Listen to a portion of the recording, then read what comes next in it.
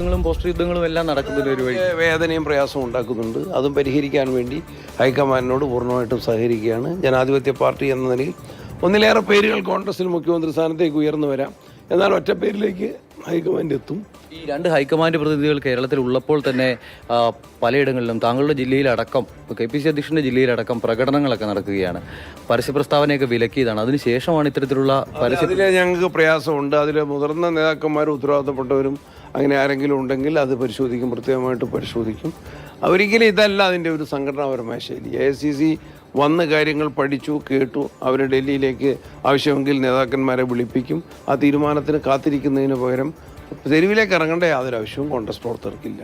വളരെ പ്രധാനപ്പെട്ട മറ്റൊരു കാര്യം എന്ന് പറയുന്നത്, ഇന്ന് ഇപ്പോൾ ഇന്ത്യൻ എക്സ്പ്രസ് ദിനപത്രത്തിൽ ഒരു ചിത്രം വന്നിട്ടുണ്ട്. അതായത് മുകുൾ വാസനിക്കിൻ്റെ കയ്യിലിരുന്ന ലിസ്റ്റിലെ ചിത്രം എന്നാണ് പറഞ്ഞത്. ഇന്നലെ MLA മാരുമായിട്ടുള്ള കൂടിക്കാഴ്ച ഉണ്ടായിരുന്നല്ലോ.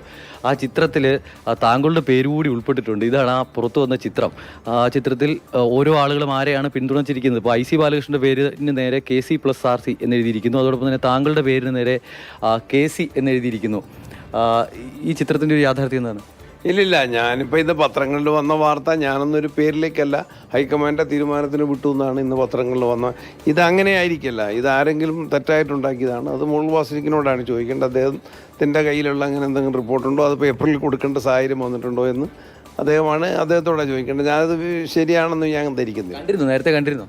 ഇല്ല, അത് ചില മാധ്യമ സുഹൃത്തുക്കളെ ഇങ്ങനെ പറഞ്ഞു.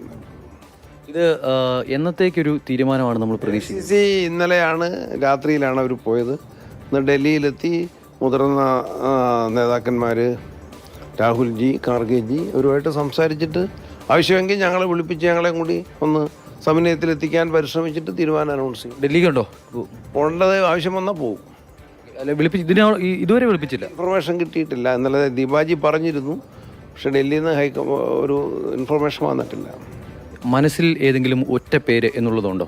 ഇല്ലില്ല, ഞാൻ ഏത് പേര് ഹൈക്കമാൻഡ് പറഞ്ഞാൽ ആ പേര് അംഗീകരിക്കും. അരുൺ ശങ്കർ വിവരങ്ങളുമായി. അരുൺ ശങ്കർ, ഈ ഫ്ലക്സുകൾ വരുന്നതിലും പ്രതിഷേധം നടക്കുന്നതിലും ഒക്കെ KPCC അധ്യക്ഷന് വിഷമമുണ്ട്. പക്ഷേ നമ്മൾ ഇന്നലെ ഫ്ലക്സിൽ പാലഭിഷേകം കണ്ടു.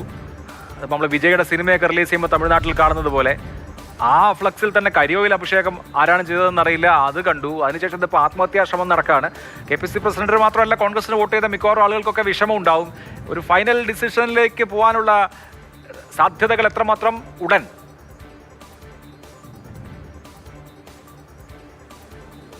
തീർച്ചയായിട്ടും അടുത്ത ദിവസങ്ങളിൽ തന്നെ കോൺഗ്രസിന്റെ മുഖ്യമന്ത്രി ആരാകും എന്ന കാര്യത്തിൽ തീരുമാനം ഉണ്ടാകും. പക്ഷേ അതിന് ഒരു കൂടിയാലോചനകൾ കൂടി ഉണ്ടാകും. അതിന്റെ ഭാഗമായിട്ട് സംസ്ഥാന നേതാക്കന്മാരെ KPCC അധ്യക്ഷനെയും അതോടൊപ്പം തന്നെ രമേശ് ചെന്നിത്തലയും പ്രതിപക്ഷ നേതാവായിരിക്കുന്ന VD സതീശിനെയും ഡൽഹിക്ക് വിളിപ്പിക്കും. KC വേണുഗോപാൽ ഡൽഹിയിൽ തന്നെയുണ്ട്.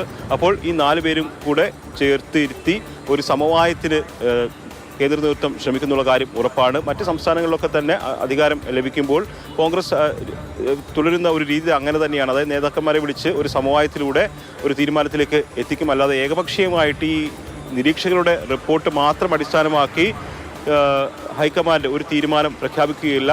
ഈ 3 പേരെയും മുഖ്യമന്ത്രി സ്ഥാനത്തേക്ക് അവകാശവാദം ഉന്നയിച്ചിട്ടുള്ള 3 പേരെയും വിളിച്ചിരുത്തി ഒരു സമവായം ഉണ്ടാക്കി ഒരു ഫോർമുല തയ്യാറാക്കിയായിരിക്കും പ്രഖ്യാപിക്കുക. അല്ലാതെ വന്നു കഴിഞ്ഞാൽ അത് സ്വാഭാവികമായിട്ടും വലിയ രീതിയിലുള്ള പ്രത്യാഘാതങ്ങൾ ഉണ്ടാകും എന്നുള്ളത് തന്നെയാണ്. എന്തായാലും ഈ മുഖ്യമന്ത്രിക്ക് വേണ്ടി, അല്ലെങ്കിൽ തങ്ങളുടെ നേതാവ് മുഖ്യമന്ത്രിയാകണം, താൻ ആഗ്രഹിക്കുന്ന നേതാവ് മുഖ്യമന്ത്രിയാകണം, അതിനു വേണ്ടിയിട്ട് പല ആളുകൾ ഒറ്റയ്ക്കും കൂട്ടമായിട്ടും സമൂഹ മാധ്യമങ്ങളിലും അതോടൊപ്പം തന്നെ പുറത്തും പലതരത്തിലുള്ള പ്രകടനങ്ങളും ഈ ഫ്ലെക്സ് വെക്കലുമൊക്കെ നടത്തിക്കൊണ്ടിരിക്കുകയാണ്. തിരുവനന്തപുരം നഗരത്തിൽ ഇന്ന് വൈകിട്ട് പാളയം മുതൽ കേസരി വരെ മാർച്ച് നടക്കുന്നുണ്ട്. ഇന്നലെ പല സ്ഥലങ്ങളിലും കണ്ടു, അത് ഇന്നും തുടരുകയാണ്. ഫ്ലെക്സിൽ അഭിലാഷ് പറഞ്ഞതുപോലെ ഇന്നലെ പാലഭിഷേകം നടത്തിയ ഫ്ലെക്സിൽ ഇന്ന് കരിയോല അഭിഷേകം നടത്തിയിരിക്കുകയാണ്. MLA ഹോസ്റ്റലിന് മുമ്പിൽ ഇപ്പോൾ ഒരു ഫ്ലെക്സ് വന്നിരിക്കുന്നത് നാച്ചുറൽ ചോയ്സ്, VD സതീശൻ്റെ മുഖം വെച്ചുകൊണ്ട് നാച്ചുറൽ ചോയ്സ് എന്നാണ് പറഞ്ഞത്, ലീഡർ എന്നാണ് അവിടെ കൊടുത്തിരിക്കുന്നത്. അപ്പോൾ എല്ലാ ഗ്രൂപ്പ് ആളുകളും തങ്ങളുടെ നേതാവ് മുഖ്യമന്ത്രിയാകണം എന്ന ആഗ്രഹം പ്രകടിപ്പിക്കുന്നുണ്ട്. അതിനൊരു സമ്മർദ്ദമാണ്. എന്ത് പറഞ്ഞാലും ഇത് ഹൈക്കമാൻഡിനുള്ള സന്ദേശമാണ്.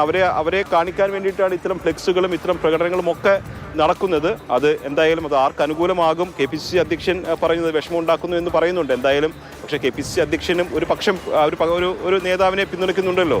അത് ആ പ്രക്രിയയുടെ ഭാഗമായിട്ടൊരു നേതാവിനെ അദ്ദേഹം പിന്തുണച്ചിട്ടുണ്ട്. അതിൻ്റെ ഒരു തെളിവാണ് ഇന്ന് രാവിലെ പുറത്തു വന്നതൊരു പത്രത്തിലുള്ള ചിത്രത്തിലൂടെ പുറത്തു വന്നിരിക്കുന്നത്. തീർച്ചയായിട്ടും എന്തായാലും സണ്ണി ജോസഫ് പറയുന്നത് ഞാൻ നിഷ്പക്ഷ നിലപാട് സ്വീകരിച്ചു എന്നാണ്. പക്ഷേ മുകുൾ വാസ്നിക്കിന്റെ കയ്യിലുള്ള ചിത്രത്തിൽ, അദ്ദേഹത്തിന്റെ ഫയലിൽ വളരെ കൃത്യമായിട്ട് സണ്ണി ജോസഫ് KC എന്നാണ് എഴുതിയിരിക്കുന്നത്.